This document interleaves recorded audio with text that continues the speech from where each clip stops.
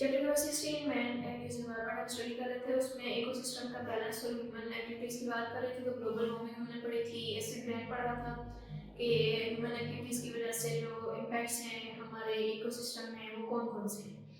तो आज उसका जो तीसरा इफेक्ट है वो हमने पढ़ा है ह्यूमन एक्टिविटीज में जो आता है वो है deforestation.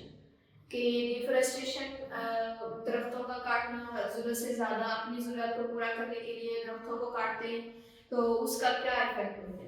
Deforestation means clearing of forest by natural causes और ह्यूमंस। डिफोरेस्टेशन का मतलब है कि दरख्तों का या जंगलात का काटना, जंगलात का खत्म हो जाना, कुदरती तौर पे भी और इंसान खुद जब काटते हैं अपनी ज़रूरत को पूरा करने के लिए, इस चीज़ से भी जंगलात का खत्म होना। Large areas of forest have been cleaned for agriculture, factories, road, rail tracks and mining. काफ़ी ज़्यादा एरियाज जो हैं वो जंगलात के उनमें से दरख्तों को काट लिया गया है। किस चीज़ के लिए?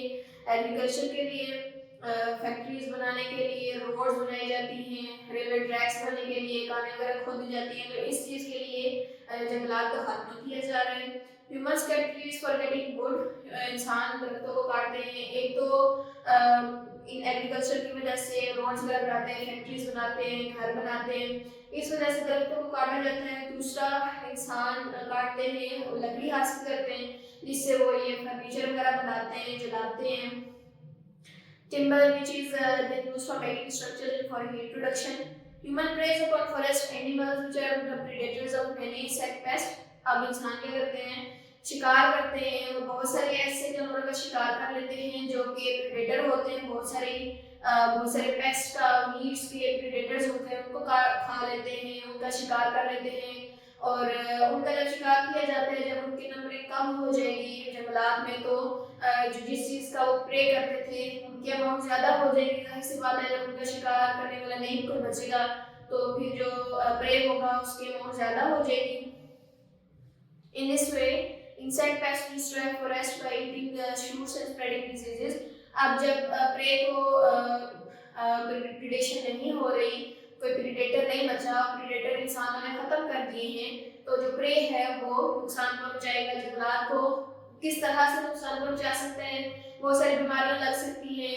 और वो यहाँ पे वो कह रहे हैं forest by eating the shoots, दरख्तों के वो पत्ते खाएंगे, उनकी शूट्स को नुकसान पहुंचाएंगे। तो जाहिर सी बात है फिर एक तो जंगलात उधर से भी खत्म हो जाएंगे और इंसानों ने जो ये एनिमल्स को हंटिंग स्टार्ट की हुई है, या आप ये समझें कि फॉरेस्ट एनिमल्स जो प्रीडेटर्स थे बहुत सारे प्रे के, जब उनका शिकार कर लिया जाएगा, उनको ही खत्म कर दिया जाएगा, तो जो जिस चीज़ का वो प्रे करते थे, तो ये बैलेंस नहीं रहेगा इनके दरमियान में, तो उनकी पॉपुलेशन ज़्यादा हो जाएगी और वो फिर नुकसान पहुंचाएगी। The effect of deforestation includes floods, droughts, landslides, soil erosion, global warming and loss of habitat for many species.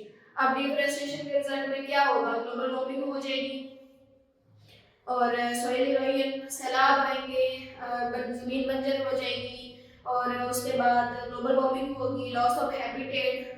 जाहिर सी बात है, जब जंगलात नहीं होंगे तो जो जानवर जंगलात में रहते हैं या दरख्तों पे रहते हैं वो कहाँ रहेंगे? उनके रहने के लिए कोई जगह नहीं बचेगी। तो ये बहुत सारे नुकसान होंगे डिफोरेस्टेशन के। नेक्स्ट है आपके पास over population. When the industrial revolution started some 250 years ago, जब इंडस्ट्रीज जो है वो बनना स्टार्ट हो गई, पहले तो लोग हाथों से काम किया करते थे, जब ये मशीनी दौर स्टार्ट हो गया, the world population was at 600 million. तो जो दुनिया की आबादी थी वो कितनी थी? 600 millions थी। That seemed like a lot of people, but now the world population, उस टाइम ये जो 600 million people थे ये बहुत ज़्यादा थे, लेकिन अब the world population is almost 10 times 6 billion.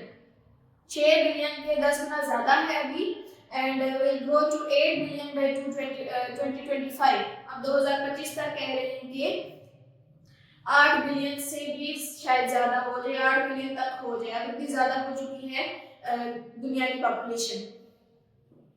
Better health facilities and lower mortality rates have contributed in population growth. Better health facilities, health की फैसिलिटीज, पहले तो इतनी फैसिलिटीज नहीं होती थी, लोगों को बीमारियां हो जाती थी तो उन बीमारियों से डेथ हो जाया करती थी, लेकिन अब हेल्थ फैसिलिटीज इतनी इतनी ज़्यादा हो गई हैं कि लोग बीमार होते हैं तो फिर सेहतियाब भी हो जाते हैं, जिसकी वजह से जो लोअर मोर्टेलिटी रेट है, डेथ रेट है, वो कम होता जा रहा है, जिसकी वजह से आबादी ज़्यादा होती जा रही है। नीचे आपको ये टेबल बनाया हुआ है, इसमें पाकिस्तान की पॉपुलेशन का बताया है 1981 से लेकर 2015 तक ये सारी जो पॉपुलेशन है ये पाकिस्तान की बताई गई है।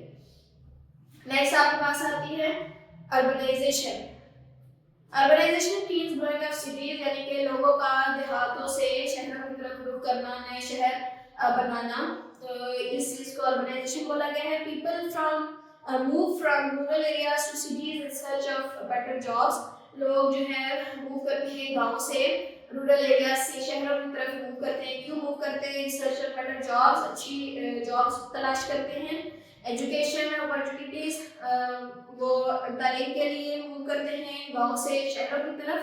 And higher standard of living, और एक अच्छा गांव में फैसिलिटीज नहीं होती तो जिस वजह से वो क्या करते हैं, शहरों की तरफ मूव करते हैं। If there is rapid urban growth, the government find it difficult to provide even the basic facilities. अगर तो शहरों की आबादी इतनी ज़्यादा हो जाएगी तो जो गवर्नमेंट है वो उनको फैसिलिटीज प्रोवाइड नहीं कर सकेगी या कम कर सकेगी। कौन कौन सी facilities? Like health, education, shelter, water, electricity etcetera. जितने ज़्यादा लोग शहरों की तरफ आएंगे, जाहिर सी बात है शहरों में भी फैसिलिटीज की जो है वो कमी हो जाएगी। Most of the migrant cities do not find good jobs and become a part of urban poor. बहुत सारे ऐसे जो होते हैं लोग जो गांव से तो चले जाते हैं वहाँ पे, लेकिन वहाँ पे उनको जब ये फैसिलिटीज नहीं मिलती तो वहाँ पे भी वो होते तो वो शहर में ही है, लेकिन फिर भी वो क्या इन सारी चीजों से महरूम रहते हैं। There is overcrowding in schools and hospitals. School में भी ओवरक्राउडिंग हो जाती है, हॉस्पिटल्स में भी गांव के स्कूल होते हैं, लेकिन वहाँ पे फिर वो समझाया जाता है कि यहाँ पे अच्छी पढ़ाई नहीं होगी, तो इसलिए वो क्या करते हैं, शहरों में जाके रहते हैं और बच्चों की अच्छी पढ़ाई के लिए, अच्छी सेहत के लिए वहाँ पे हॉस्पिटल्स भी करीब होते हैं, तो इस वजह से वो शहरों का रुख कर लेते हैं। The slum areas increase in number and people living there are at greater risk of diseases. कच्ची आबादियाँ जो है वो ज़्यादा हो रही हैं और अगर वो ज़्यादा होगी तो उसके रिजल्ट में क्या होगा? पीपल लिविंग, वहाँ पे जो लोग होंगे उनकी वहाँ पे जो बीमारियाँ होंगी वो बहुत चांसेस उनके ज़्यादा हो जाएंगे। Urbanisation is a global problem.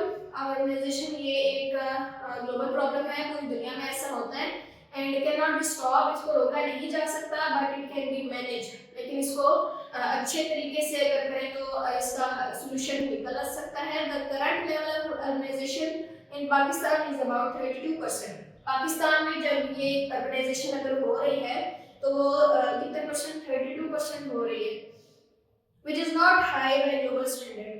अगर पूरी दुनिया के लिहाज से, ग्लोब के लिहाज से देखा जाए तो ये बहुत ज़्यादा हाई नहीं है, 32% है। अभी भी बहुत ज़्यादा लोग जो है वो गांव में रहते हैं, सारे के सारे अभी से 32% लोग जो है वो इस चीज़ का हिस्सा बने हैं। अगर इस चीज़ को अच्छे तरीके से सॉल्व किया जाए, हर ज़रूरत पूरी की जाए तो तब तो ये मैनेज हो सकता है, लेकिन अगर फैसिलिटीज़ कम हो जाएगी तो लोग ज़्यादा हो जाएंगे तो इस चीज़ को मैनेज करना बहुत मुश्किल हो जाएगा।